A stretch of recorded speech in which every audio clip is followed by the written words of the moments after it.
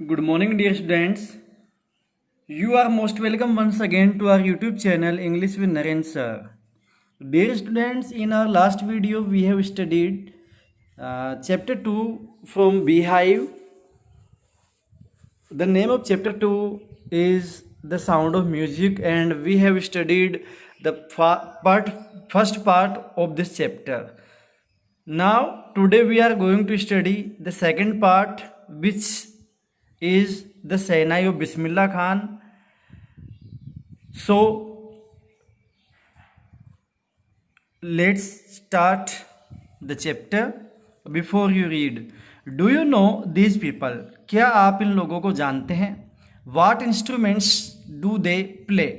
क्या इंस्ट्रूमेंट, क्या उपकरण वे बजा रहे हैं? अब यहाँ पे विभिन्न प्रकार के महान संगीतकारों की तस्वीरें लगी हुई है। कोई तबला बजा रहा है, कोई बांसुरी बजा रहा है, कोई वीणा बजा रहा है, कोई वायलिन बजा रहा है। तो इनको देखकर आपको पहचान करनी है कि ये किन किन कलाकारों की पिक्चर्स है। Think of the shehnai and the first thing you will probably imagine. अब ये कह रहा है कि आप सेहनाई के बारे में सोचिए। सेहनाई एक वाद्य यंत्र होता है। And the first thing you will probably imagine, और प्रथम विचार आपके दिमाग में आएगा, इज अ वेडिंग और a similar occasion of function. सेहनाई का नाम लेते हमारे दिमाग में क्या आता है? एक वेडिंग। वेडिंग कहते हैं मैरिज को, शादी समारोह को। और अ सिमिलर ओकेजन, सिमिलर यानी ऐसा ही, ओकेजन अवसर, और फंक्शन। तो जो ही हम सेहनाई का नाम अपने दिमाग में लेते हैं या सेहनाई का विचार अपने मन में लाते हैं, तो हमारे मन में क्या विचार आता है कि ये कोई शादी समारोह में बजाया जाने वाला या फिर इसी प्रकार के किसी और फंक्शन में बजाया जाने वाला एक वाद्य यंत्र है। The next would probably be उस्ताद बिस्मिल्लाह खान, या फिर अगला नाम आपके दिमाग में किसका आ सकता है? उस्ताद बिस्मिल्लाह खान का। द सेहनाई मैस्ट्रो, जो कि बहुत बड़े सेहनाई वादक रहे हुए हैं। प्लेइंग दिस इंस्ट्रूमेंट, इस इंस्ट्रूमेंट को बजाते हुए उनकी तस्वीर आपके दिमाग में आ सकती है। तो आइए आगे हम पढ़ते हैं इसको।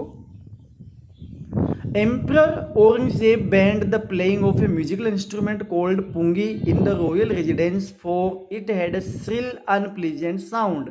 एम्प्रर होता है शहंशाह। औरंगजेब, शहंशाह औरंगजेब ने बैन का मतलब होता है प्रतिबंध लगाना, प्रतिबंध लगा दिया था। द प्लेइंग ऑफ, बजाने के ऊपर, किसके ऊपर? Musical instrument. एक म्यूजिकल इंस्ट्रूमेंट था, संगीतीय वाद्य यंत्र था, जिसको कि पुंगी के नाम से जाना जाता है। उसके ऊपर रॉयल रेजिडेंस यानी शाही निवास के अंदर बजाने के ऊपर बैन लगा दिया, प्रतिबंध लगा दिया। For it had a shrill, shrill का मतलब होता है तीखा, जो कानों को चुभने वाला हो। अनप्लीजेंट, जो कि नापसंद या यूँ कह सकते अरुचिकर साउंड हो। तो जो पुंगी थी उसका जो साउंड था वो थोड़ा तीखा साउंड था। इस वजह से जो एम्परर औरंगजेब था उसने अपने शाही निवास में पुंगी के बजाने पर क्या लगा दी? पाबंदी लगा दी। पुंगी बिकेम द जेनरिक नेम, पुंगी एक जेनरिक नेम, जेनरिक यानी प्रतिनिधिक, यानी एक तरीके से बन चुका था। प्रतिनिधिक नेम यानी कि एक उनका सिंबल बन चुका था। फॉर रिडिड नॉइज मेकर्स, रिडिड होते हैं जो सरकंडे वाले होते हैं, जो अंदर से खोखले होते हैं ना, जैसे बांसुरी हो गए, आपके सेहनाई हो गए, इसी प्रकार की जो वाद्य यंत्र जिनमें फूंक मार के बजाया जाता है। नॉइज मेकर, शोर मचाने वाले। तो इनका क्या बन चुका था? जेनरिक नेम बन चुका था। अपन कह सकते हैं कि इनमें ये कुख्यात हो चुका था, यानी कि पसंद नहीं करते थे लोग। Few had thought that it would on one day B revived, बहुत ही कम लोग, फ्यू का मतलब बहुत ही कम लोग ऐसे थे जिन्होंने कभी सोचा होगा कि ये एक बार वापस कभी किसी दिन पुनर्जीवित होगा या पुनः इसको जीवित किया जाएगा। अ बार्बर, बार्बर कहते हैं नाई को। अ barber of a family of professional musicians, एक प्रोफेशनल यानी कि जो व्यावसायिक संगीतकार होते हैं, तो एक नाई परिवार से संबंधित था। Who had access to the royal palace, जो कि रॉयल पैलेस में जिसकी एक्सेस थी यानी कि पहुंच थी, या यूँ कह सकते हैं कि वहाँ उसका आना जाना रहा करता था। Decided to improve the tonal quality of the pungi, उसने डिसाइड किया, निश्चय किया कि मैं इसको इम्प्रूव कर दूंगा, सुधार दूंगा।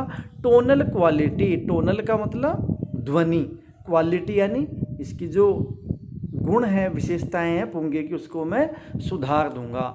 He chose pipe with a natural hollow stem, उसने एक पाइप चुना और वो कैसा था, नेचुरल होलो यानी कि प्राकृतिक रूप से ही उसमें अंदर से वो खोखला था, जिस प्रकार से बांस होता है वैसे था। स्टेम यानी तना। That was a longer and broader, वो लंबा भी था, ब्रॉडर यानी ज़्यादा चौड़ा भी था। देन द पुंगी, पुंगी से थोड़ा लंबा था और चौड़ा भी था। And made 7 holes on the body of the pipe, और उन्होंने उस पाइप की बॉडी पर 7 यानी 7 क्या बना दिए, होल बना दिए, छेद बना दिए। When he played on it, जब उसने इसको बजाया। Closing and opening some of these holes, इन जो होल्स जो उसने 7 जो छिद्र बनाए थे, छेद बनाए थे, इनको वो क्लोज करते हुए, बंद करते हुए बजा रहा था। देखा होगा आप लोगों ने शहनाई बजाते हुए, पूंगी बजाते हुए, या बीन बजाते हुए, या फिर बांसुरी बजाते हुए लोग इन छेदों के ऊपर अपनी उंगली रखते और उठाते हैं, इसी से ध्वनि निकलती है। सॉफ्ट एंड मेलोडियस, सॉफ्ट यानी कोमल, मेलोडियस यानी मीठी मीठी मधुर मधुर, साउंड्स, साउंड्स यानी ध्वनि, व प्रोड्यूस्ड यानी निकाली जाती थी। तो उससे कैसी ध्वनि निकल रही थी, मीठी मधुर ध्वनि निकल रही थी। He played the instrument before royalty, उसने राज परिवार के आगे इंस्ट्रूमेंट को प्ले किया, बजाया। एंड एवरीवन वाज इम्प्रेस्ड, और प्रत्येक आदमी उससे इम्प्रेस हो गए, प्रभावित हो गए। The instrument so different from the pungi, और जो इंस्ट्रूमेंट था ये पुंगी से बहुत ज़्यादा क्या था, डिफरेंट था, अलग था। Had to be given a new name, इतना डिफरेंट था कि इसको एक नया नाम दिया गया। एज द स्टोरी गोज, जैसे कि स्टोरी आगे बढ़ती है, since it was first played in the Shah's chamber, क्योंकि ये पहली बार शाह यानी कि जो औरंगजेब था, राजा था, सम्राट था, उसके चैम्बर में, उसके कक्ष में बजाया गया था। एंड वॉज प्लेड बाय ए नाई, नाई कहते हैं बार्बर को, तो क्योंकि ये बार्बर यानी नाई के द्वारा बजाया गया था। The instrument was named the shehnai, तो इसी आधार पर इस इंस्ट्रूमेंट को क्या नाम दे दिया गया, शहनाई।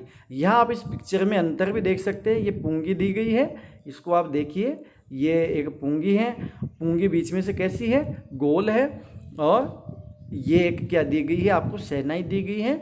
इसकी बनावट बिल्कुल डिफरेंट है पुंगी से, तो इस तरीके से ये दिया हुआ है। अब आप आगे देखिए, the sound of the shehnai began to be considered auspicious, auspicious का मतलब क्या होता है, शुभ, मंगल या मांगलिक। Sound of the shehnai, shehnai का जो साउंड था, बिगिन टू बी कंसीडर्ड, उसको कंसीडर्ड किया जाने लग गया, उसको माना जाने लग गया, ऑस्पिशियस यानी कि शुभ माना जाने लग गया।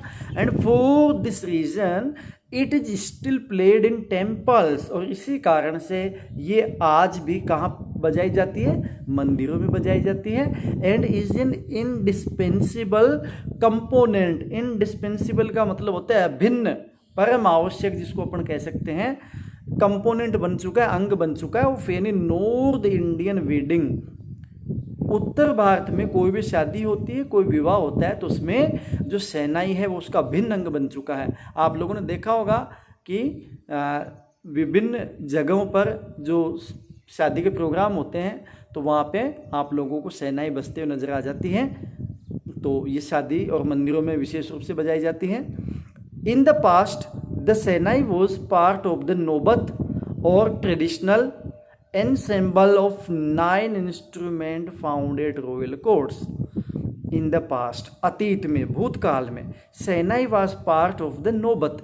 नौबत क्या होता है, नौबत होता है जहाँ 9 प्रकार के यानी 9 प्रकार के विभिन्न वाद्य यंत्रों को बजाने वाले कलाकारों का एक समूह होता है, तो वो नौबत कहलाता है। तो उसका एक अंग बन चुकी है शहनाई, पास्ट में बन चुकी थी। तो एनसेम्बल, इस एनसेम्बल का मतलब ऑन्सेम्बल का मतलब हो गया जो कलाकारों की मंडली होती है ना, उसको एनसेम्बल कहते हैं। 9 instrument found at royal court, और ये कहाँ पाया जाता था? रॉयल कोर्ट में, शाही दरबार में पाया जाता था। टिल रिसेंटली, हाल तक यानी कुछ समय पहले तक, it was used only in temples and weddings, कुछ वर्ष पहले तक या कुछ समय पहले तक ये केवल मंदिरों में और वेडिंग्स में ही बजाई जाती थी। The credit for bringing this instrument on to the classical stage goes to Ustad Bismillah Khan. जो क्रेडिट है, क्रेडिट यानी श्रेय, फॉर ब्रिंगिंग दिस इंस्ट्रूमेंट, इस इंस्ट्रूमेंट को लाने का श्रेय, on to the classical stage, शास्त्रीय मंच पर इसको लाने का श्रेय किसको जाता है? उस्ताद बिस्मिल्लाह खान को जाता है। As 5 year old Bismillah Khan played gilli danda. 5 साल की जो उम्र थी बिस्मिल्लाह खान की, उस उम्र में वो क्या खेला करते थे? गिल्ली डंडा। गिल्ली डंडा से आप सभी परिचित हैं, सब लोगों ने आपने गाँव में गिल्ली डंडा बचपन में खेला हुआ है, सभी विद्यार्थियों ने आपने खेला होगा। तो ये एक पॉपुलर गेम है बच्चों में बिना किसी खर्चे का। तो उस्ताद बिस्मिल्लाह खान अपने बचपन के बारे में बताते हैं कि उन्होंने भी क्या किया था? गिल्ली डंडा खेला था 5 साल की उम्र तक। कहाँ पे? Near A pond in the ancient estate. Near A pond, एक पॉन्ड के नज़दीक, तालाब के नज़दीक। इन द एंशियंट, एंशियंट का मतलब प्राचीन, एस्टेट यानी कोई भी जागीर जो है उसके बारे में है। डुमरांव इन बिहार, बिहार में डुमरांव नाम की एक जागीर है, वहाँ पे तालाब के किनारे गिल्ली डंडा खेला करते थे। He would regularly go to the nearby Bihari ji temple, और वो रेगुलरली नियमित रूप से पास में एक बिहारी जी का मंदिर वहाँ जाया करते थे। To sing the Bhojpuri chaita. Bhojpuri चैता, चैता होते हैं भजन, भोजपुरी भाषा में जो भजन वहाँ पे गाए जाते थे उनमें वो रेगुलर रूप से जाया करते थे। At the end of which, और उसके अंत में, he would on a big laddu, और उसको अंत में एक बड़ा लड्डू मिलता था। वेइंग 1.25 kg, लगभग 1.25 किलो की उसका वजन होता था, 1.25 किलो का उनको एक लड्डू ए प्राइज, एक पुरस्कार स्वरूप या प्रसाद स्वरूप उनको मिलता, गिवन बाय द लोकल महाराजा, स्थानीय महाराजा के द्वारा। चैता जो भजन संगीत होता था उसके अंत में क्या दिया जाता था इनको? जब ये बचपन में थे बिस्मिल्लाह खान तो इनको 1.25 किलो का लड्डू प्रसाद में या पुरस्कार स्वरूप प्रदान किया जाता था। दिस हैपेंड 80 years एगो, ये कब की बात है? 80 साल पहले की। And the little boy has travelled far, far यानी ज़्यादा आगे। तो and the little boy has travelled far to earn the highest civilian award in India, the Bharat Ratna. और इस छोटे से बच्चे ने आगे बहुत आगे दूरी तय की, यात्रा की, और भारत का जो सबसे बड़ा नागरिक सम्मान है भारत रत्न वो प्राप्त किया। बोर्न ऑन 21 मार्च 1916, इनका जन्म कब हुआ था? 21 मार्च 1916 को। Bismillah belongs to a well known family of musician from Bihar, Bihar के प्रसिद्ध संगीतकार परिवार से ये संबंधित हैं Bismillah Khan. His grandfather Rasool Bakhsh Khan was the shehnai nawaz of the Bhojpur king's court. उनके जो दादाजी थे, ग्रैंडफादर थे, जिनका नाम रसूल बख्श खान था, वो भोजपुर के जो राजा का दरबार था उसमें बहुत बड़े संगीतकार थे, सेनाई नवाज के नाम से इनको जाना जाता था। His father Paigambar Bakhsh and other paternal ancestors were also great shehnai players. उनके पिताजी जिनका नाम पैगंबर बख्श था और दूसरे जो पैटर्नल यानी पूर्वज थे, उनके एंसेस्टर थे, पूर्वज, वो भी बड़े अच्छे सेनाई संगीतकार थे। The young boy took music early in life. ये जो युवा लड़का है, इसने म्यूजिक जो है उसको प्रारंभिक जीवन की जो शुरुआत होती है, जिसको अपन बचपन कह सकते हैं, तो काफ़ी युवा अवस्था से या बचपन अवस्था से ही उसने म्यूजिक को अपना लिया था। At the age of 3 when his mother took him to his maternal uncle, जब वो मात्र केवल 13 साल के ही थे जब वो मात्र 13 साल के ही थे तो उनकी माँ उनको कहाँ ले गई, मैटरनल अंकल के घर ले गई। अब मैटरनल अंकल आप जानते ही हो किनको कहते हैं, मामा जी को कहते हैं। तो मामा जी के घर पे उनको ले गई इन बनारस। कहाँ पे ले गई, बनारस में। और आज बनारस को किस नाम से जाना जाता है, वाराणसी के नाम से। बिस्मिल्लाह वॉज फैसिनेटेड यानी आकर्षित हुए, watching his uncle practise the shehnai, जब उसने अपने अंकल को यानी मामा जी को शहनाई की प्रैक्टिस करते हुए, शहनाई को बजाते हुए देखा तो बड़े उनसे आकर्षित हुए, बड़े उनसे प्रभावित हुए। सून बिस्मिल्लाह स्टार्टेड अकम्पनिंग हिज अंकल, जल्दी बिस्मिल्लाह ने अपने अंकल के साथ अकम्पनी यानी कि साथ जाने की शुरुआत कर दी, उनके साथ रहने लगे। अंकल का नाम क्या था, अली बख्श था। To the Vishnu temple of Banaras, Banaras का जो विष्णु भगवान का मंदिर है वहाँ वो जाते थे। Where Bakhsh was employed to play the shehnai, जब बख्श को नौकरी लगी हुई थी या उनको काम पे लगाया हुआ था शहनाई बजाने के काम पे। अली बख्श वुड प्ले द शहनाई, अली बख्श शहनाई बजाया करते। And Bismillah would sit captivated, captivated का मतलब मंत्रमुग्ध, और बिस्मिल्लाह खान वहाँ पे कैप्टिवेटेड यानी कि मंत्रमुग्ध होकर बैठे रहते थे। ऑफ आवर्स ऑन एंड, यानी कि लास्ट तक वो बैठे रहते, कई घंटों तक वो लंबे समय तक बिना रुके बैठे रहते। Slowly he started getting lessons in playing the instrument, धीरे धीरे उन्होंने भी लेसन्स यानी सीख लेना शुरू कर दिया इंस्ट्रूमेंट के बारे में। And would sit practising throughout the day, और वो भी सारे दिन बैठकर प्रैक्टिस किया करने लग गए और शहनाई बजाना सीखने लग गए। 4 years to come the temple of Balaji and Mangala Maiya, वो कई सालों तक आया करते थे बालाजी के टेम्पल में और मंगला मैया के टेम्पल में। And the banks of the Ganga became the young apprentice favourite haunt, haunt का मतलब होता है प्लेस, स्थान, फेवरेट यानी पसंदीदा। और जो गंगा नदी का जो बैंक था यानी किनारा था वो उसका क्या बन चुका था, फेवरेट स्थान बन चुका था। किसका, यंग यानी युवा, अप्रेंटिस, अप्रेंटिस का मतलब प्रशिक्षु, जो व्यक्ति को प्रशिक्षण प्राप्त करता है उसको अपन क्या कहते हैं, अप्रेंटिस कहते हैं। तो युवा इस प्रशिक्षु था जो बिस्मिल्लाह खान था, उनका पसंदीदा स्थान ये बन चुका था। Where he could practise in solitude, solitude यानी एकांत में, जहाँ पर वो एकांत में प्रैक्टिस किया करते थे। The flowing water of the Ganga inspired him to improvise and invent ragas that were earlier considered to be beyond the range of the Senai. तो फ्लोइंग वाटर, फ्लोइंग यानी बहता हुआ, वाटर यानी जो जल था गंगा का, इंस्पायर्ड हिम, वो उसने उसको इंस्पायर किया, प्रेरित किया। टू इम्प्रोवाइज, इम्प्रोवाइज का मतलब होता है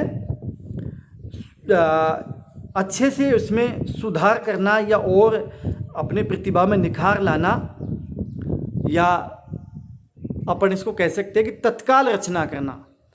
ये जो वर्ड है इम्प्रोवाइज, इसका मतलब है आंसू रचना, इसको आंसू रचना अपन कहेंगे। तो हिम टू इम्प्रोवाइज, इम्प्रोवाइज का मतलब तत्काल कोई रचना कर लेना। तो the flowing water of Ganga inspired him, Ganga का जो बहता हुआ पानी था उसने उसको इंस्पायर किया। टू इम्प्रोवाइज यानी कि तत्काल कोई नई रचना करने के लिए। एंड इन्वेंट रागास, नई नई रागों की खोज करने के लिए। That were earlier considered to be beyond the range, जो कि क्या मानी जाती थी, रेंज के परे, या उनको थोड़ा शहनाई से मुश्किल माना जाता था कि ये राग, जो राग वगैरह हैं ये शहनाई में नहीं बजाई जा सकती, मुश्किल मानते थे लोग। At the age of 14 Bismillah accompanied his uncle, 14 साल की उम्र में बिस्मिल्लाह अपने अंकल के साथ जाने लग गए। To the Allahabad music conference, कहाँ गए वो, इलाहाबाद म्यूजिक कॉन्फ्रेंस में अपने चाचा के साथ गए। Eight the end of his recital, उनका जो संगीत का कार्यक्रम हुआ उसके अंत में उस्ताद Faiyaz Khan पैटेड the young boys back, उस्ताद फैयाज खान ने इस युवा लड़के की पीठ को थपथपाया और क्या कहा, एंड साइड वर्क हार्ड, कठोर परिश्रम करो, and you shall make it, और तुम सफलता प्राप्त कर लोगे। With the opening of the All India Radio in Lucknow, Lucknow में ऑल इंडिया रेडियो की शुरुआत हुई 1938, 1938 में। केम बिस्मिल्लाज बिग ब्रेक, यहाँ बिस्मिल्लाह को बड़ा ब्रेक मिला, बड़ा काम मिला।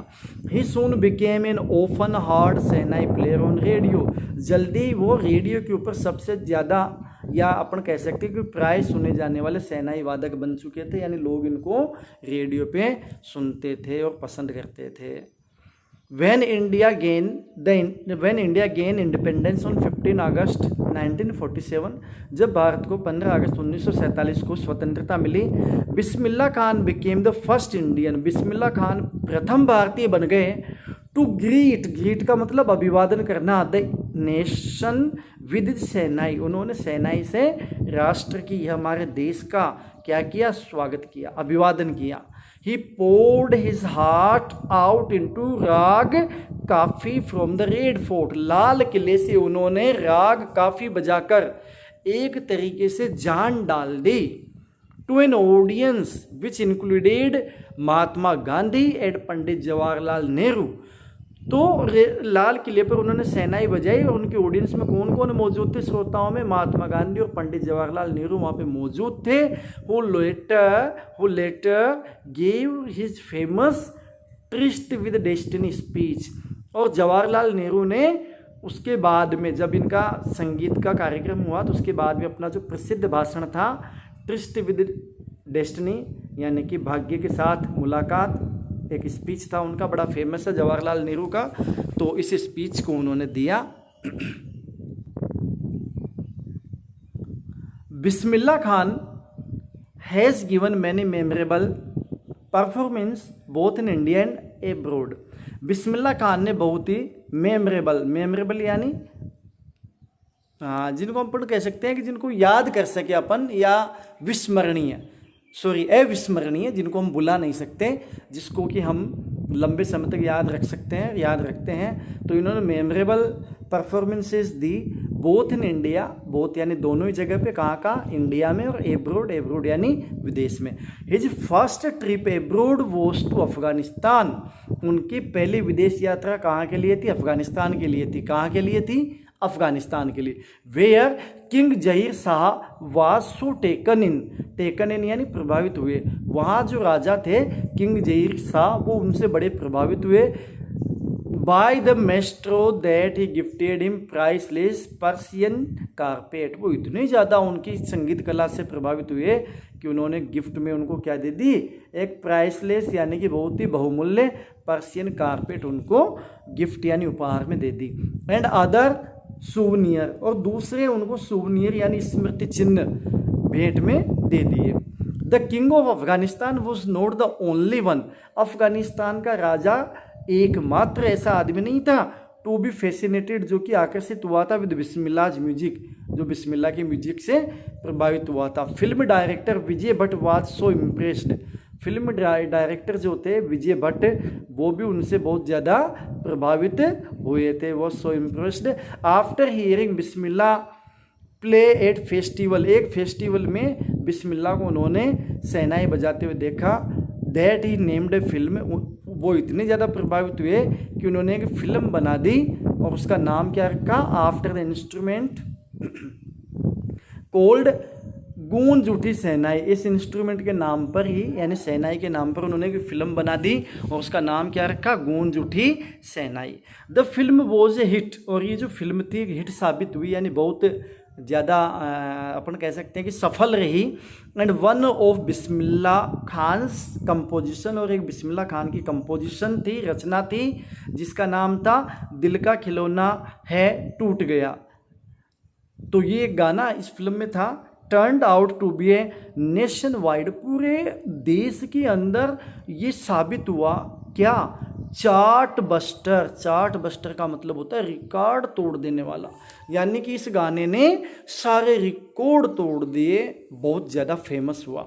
डिस्पाइट दिस, इसके अतिरिक्त huge success in the celluloid world, celluloid कहते हैं सिनेमा को, वर्ल्ड यानी संसार, इसके अतिरिक्त सिनेमा का जो बड़ा विशाल सफल एक संसार था। बिस्मिल्लाह खान्स वेंचर्स यानी प्रयास in film music were limited to इतने बड़े सिनेमा में बिस्मिल्लाह खान का जो प्रयास था वो केवल 2 फिल्मों तक ही सीमित रहा। एक तो थे विजय भट्ट गूंज उठी शहनाई एंड विक्रम श्रीनिवासास, और एक विक्रम श्रीनिवास की फिल्म थी जिसका कन्नड़ फिल्म थी संधि अपाना। संधि अपाना करके कन्नड़ उनकी फिल्म थी। इन 2 फिल्मों में इन्होंने काम किया था। I just can't come to terms with the artificiality. Artificiality का मतलब होता है कृत्रिमता, बनावटीपन। तो मैं ये जो फिल्मों में बनावटीपन है इसके साथ काम नहीं कर सकता। एंड ग्लैमर, ग्लैमर यानी तड़क भड़क of the film world, Bismillah Khan कहते हैं, ये सेज विद एम्फेसिस, एम्फेसिस यानी जोरदार तरीके से जोर डालते हुए क्या कह रहे हैं कि फिल्मों में जो बनावटीपन है और ये जो तड़क भड़क है उसके साथ मैं काम नहीं कर सकता, यानी मुझे ये चीज़ें पसंद नहीं है। Awards and recognitions came thick and fast. उनको अवार्ड्स एंड रिकॉग्निशन यानी कि सम्मान, उनको पुरस्कार और सम्मान जल्दी जल्दी मिलते गए और बहुत सारे मिल गए। Bismillah Khan became the first Indian to be invited to perform at the prestigious Lincoln Centre Hall in the United States of America. प्रथम भारतीय बने बिस्मिल्लाह खान जिनको कि इनवाइट किया गया टू परफॉर्म करने के लिए एक प्रेस्टिजियस यानी बड़ा ही प्रतिष्ठित लिंकन सेंटर हॉल है, कहाँ पे, यूनाइटेड स्टेट्स ऑफ अमेरिका में। तो यहाँ पे इनको इनवाइट किया गया संगीत का कार्यक्रम देने के लिए और ये से प्रथम भारतीय थे। He also took part in the World Exposition in Montreal, और मॉन्ट्रियल का एक वर्ल्ड एक्सपोजिशन का प्रोग्राम था, यहाँ पे भी इन्होंने भाग लिया। In the cans art festival, cans art festival था, वहाँ इन्होंने भाग लिया। And in the Osaka trade fair, और ओसाका ट्रेड फेयर पे भी इन्होंने भाग लिया। So well known did he became internationally, वो इतने ज़्यादा अंतर्राष्ट्रीय रूप से प्रसिद्ध हो चुके थे that in auditorium in Tehran was named after him. इतने ज़्यादा वो प्रसिद्ध थे अंतर्राष्ट्रीय स्तर पर कि तेहरान का जो एक ऑडिटोरियम है उसका नाम इनके नाम पर ही रख दिया गया, और उसका नाम क्या है, ताहर मोसिक्यू Ustad Bismillah Khan. National awards like the Padma Shri, उनको राष्ट्रीय पुरस्कार जैसे Padma Shri, Padma Bhushan and Padma Vibhushan were conferred on him. Conferred on का मतलब होता है प्रदान करना। इनको ये पुरस्कार प्रदान किए गए। कौन कौन से राष्ट्रीय पुरस्कार प्रदान किए गए, पद्मश्री, पद्म भूषण एंड पद्म विभूषण। आगे देखिए, इन 2001 में Ustad Bismillah Khan was awarded India's highest civilian award the Bharat रत्न।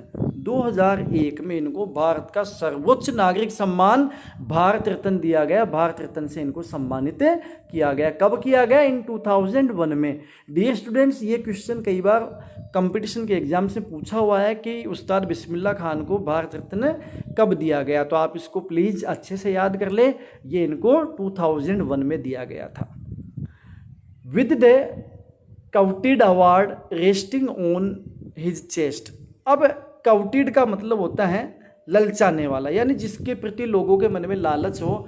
अधिकांश लोग, मोस्टली जो पीपल है, उसको लेना चाहें, तो एक ऐसा अवार्ड ये इनकी छाती के ऊपर लगा हुआ है। एंड इज आइज ग्लिंटिंग, और इनकी आंखें चमक रही है। With rare happiness he said, और दुर्लभ हंसी के साथ वो बोलते हैं, all I would like to say, जो कुछ मैं कहना चाहता हूँ इज, वो क्या है, टीच योर चिल्ड्रन म्यूजिक, अपने बच्चों को क्या सिखाओ, संगीत सिखाओ। This is Hindustan richest tradition, ये हिंदुस्तान की समृद्ध परंपरा है। Even the West is now coming to learn our music, यहाँ तक कि जो पश्चिमी लोग हैं, विदेशी जो लोग हैं, वो भी हमारे संगीत को सीखने के लिए यहाँ पे आने लगे हैं।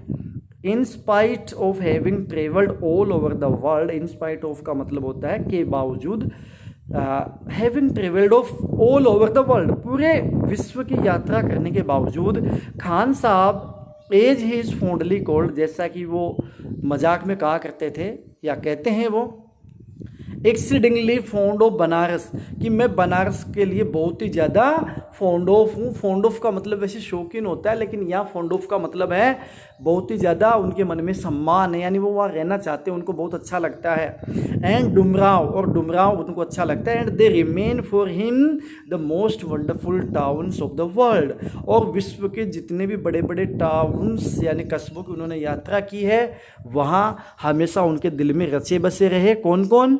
एक तो बनारस और एक डुमराव, जहाँ उनका जन्म हुआ था, ये दोनों स्थान। A student of his once, उनके एक स्टूडेंट ने एक बार wanted him to head a सेना स्कूल in the USA, वो चाहता था कि वो यूएसए में एक सेना स्कूल में क्या बन जाएं?